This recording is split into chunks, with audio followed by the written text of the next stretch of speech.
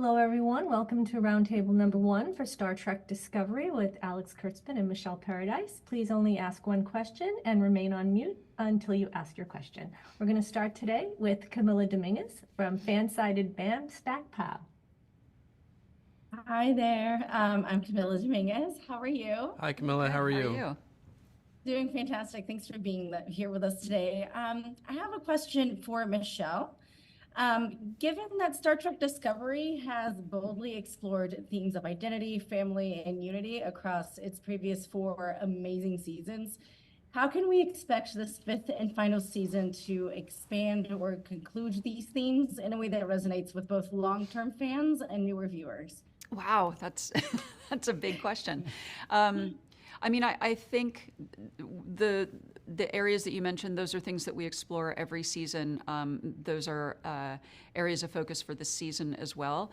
We didn't know going into this season that it would be our last, but thematically, we explore very big things, meaning where we come from, things like that. And then, any given season, we look at how those things are going to play out with each character and their particular arcs. So I do think at the end of the day, it's going to feel very satisfying. And as you may be aware, we did get a chance to shoot some additional material to wrap up the series itself. But I think people will feel really good about how it's all wrapping up and that it tells a complete series story for each of our beloved characters. That's incredible. Thank you. Next up from Sci-Fi Talk, this is Tony Tolato. Hi, great to talk to you both. An amazing series, I echo that. What I really liked is by going into the future, that Discovery was able to kind of at least bring back the ideals of the Federation that kind of were mothballed. Talk about that and really changing the whole nature of what Discovery's purpose was. That's for both of you. So, I think that jumping to the future was about a lot of things for us, but one of them was, Trek as a mirror that holds itself up to a time, right? Always, starting with TOS to, you can take any iteration of Trek and it will tell you something about the time in which it was made. And it felt to us like we are at a moment where so many of the ideals that we have assumed and taken for granted, not just in our country, but around the world, are under fire. And so the idea of jumping to the future in what Trek does best, which is come up with an allegorical story that reflects what's happening now, the idea that you had to rebuild the Federation and therefore define its most prized ideals felt very right. And, the idea of what it means to be the Federation, what it means to restore it, what it means to fight for it, was perfect. It was just a perfect allegory or metaphor or whatever you want to call it. And so that was a huge part of it. It also, sorry. No, please continue, Michelle, please. Oh, I was just going to say it also, jumping ahead also gave us the fresh snow to do that and to explore new types of conflicts and things like that that reflect where we are today. It was fantastic. Thanks. Next up from Comics Beat, this is Avery Kaplan. Hi, thanks so much for talking with us today. Michelle, so from direct references to outright spin-offs, what's it been like to see Discovery grow? Oh, it's been amazing. It's been wonderful to be a part of that and to get to see the new iterations that are coming out. The Star Trek universe is only growing. Alex can certainly speak better to that, but it's been exciting to be part of that. Oh, you want me to speak to it? Well, yeah, you're the architect of it. Yeah, Discovery. When we made Discovery, we weren't actually setting out to build a universe. We were just setting out to make a new Star Trek show. And I think that in sort of tacking along the different roads that Discovery gave us, the fact that we were able to bring Pike and Spock and Number One into the show, one of the writers that I had worked with, actually Akiva, before we even cast Pike, said, there's a great Star Trek show with Pike in the lead and the entire era on the Enterprise before Kirk takes over. And I said, why don't we cast a good Pike first, see how that works, and then we'll go from there. And that ended up obviously becoming Strange New Worlds, but that could never have happened without season 2 of Discovery, never. And I think that one of the things that we have really loved is, I believe strongly that every Star Trek show needs to have its own very unique identity. I don't want you to ever think that, you can watch one show and get your fill of Star Trek and therefore don't have to watch the others. Each one has to have its own identity, but, the key to that is not making one show that's supposed to please everybody, right? If you make one show where you try and please everybody, you're ultimately going to please nobody. So each of these shows is really designed and targeted to access a very specific part of the fandom. And there's a real misnomer about Trek fandom, which is it's this generic term you can apply to everybody. There are so many different subsets of Trek fans. And so I think the idea with the rainbow of shows that we're doing is to appeal to each subset without necessarily having to get everybody in the door. Discovery led the way in so many ways. It really pointed us as a compass toward what was possible. And that has been incredibly exciting for us. And so now we're on this wild adventure, and we're in the middle of shooting Section 31, and we're halfway through the writing of the first season of Starfleet Academy, and we start shooting that at the end of the summer. So then there's more up behind that. So it's been pretty amazing. Next up from Fangirlish, this is Ashley Thomas. Hi, question for Michelle. What has inspired the focus on mental and emotional health in Star Trek Discovery? Oh, that's a great question. I think it's the focus on the characters themselves and always wanting them to be grounded in whatever experience they're having, and then mental and emotional health naturally comes from that. Particularly in season 4, of course, was a big one for that when we were writing and shooting in a time of COVID.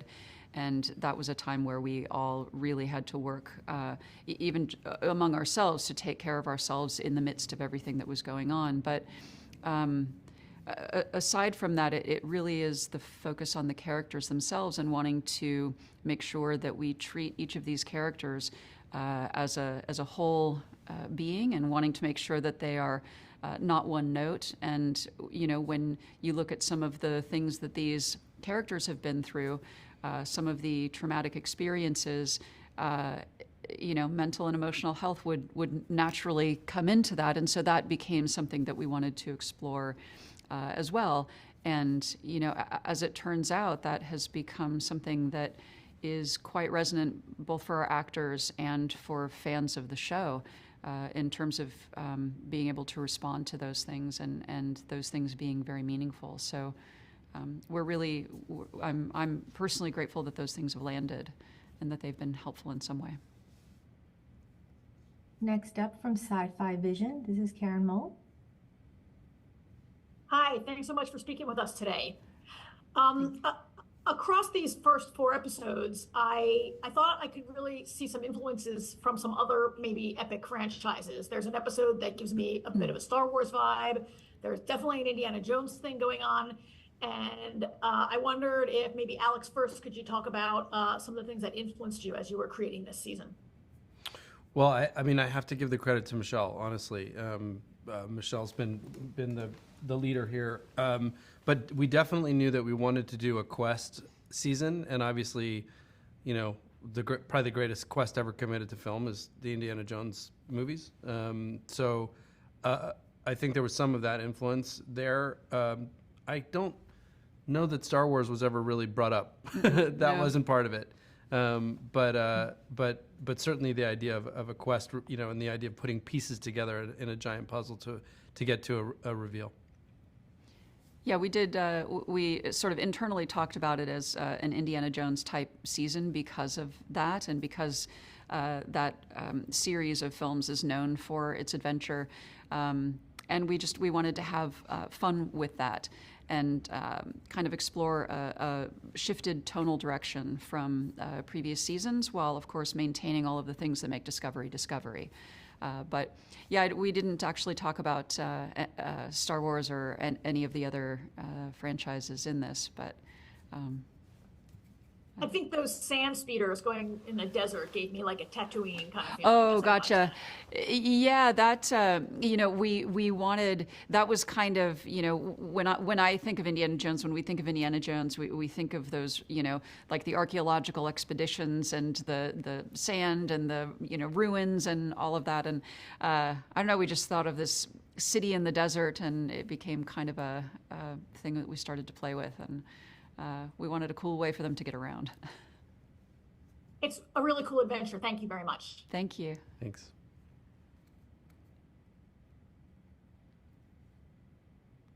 Next up from Trek Movie, this is Anthony Pascali. Hey, Alex. Hey, Michelle. Hey, Anthony, how are you? So, from the first 4 episodes, you get a little bit of a sense that things, for some of these characters at least, are wrapping up. Did you guys have a sense, I know you didn't know for sure, that this might be the final season, and did you approach it that way so that these characters could have these kinds of goodbye arcs, perhaps, or at least put a note on them by the end of the season? Well, we didn't have any idea, actually, that it would be the last season. When we came into this season, we knew what we wanted to explore thematically, and those are, big ideas and questions of meaning and where we come from and all of that. I think, we've talked about how that kind of naturally lends itself, in hindsight anyway, to finishing a series, which is really a wonderful gift, because we feel like then we can come out of the season and wrap things up in a way that will feel satisfying. But certainly going into it, we didn't know. So it was just, these were the things we were intending to explore, and it's turned out to be that this is how it will end, and that's something that we feel good about, and getting to shoot some additional material to wrap up the series and wrap up those arcs in a really good way. All right, and we have a couple of minutes left. So for our last question, we have Aaron Nadler from Trek Core.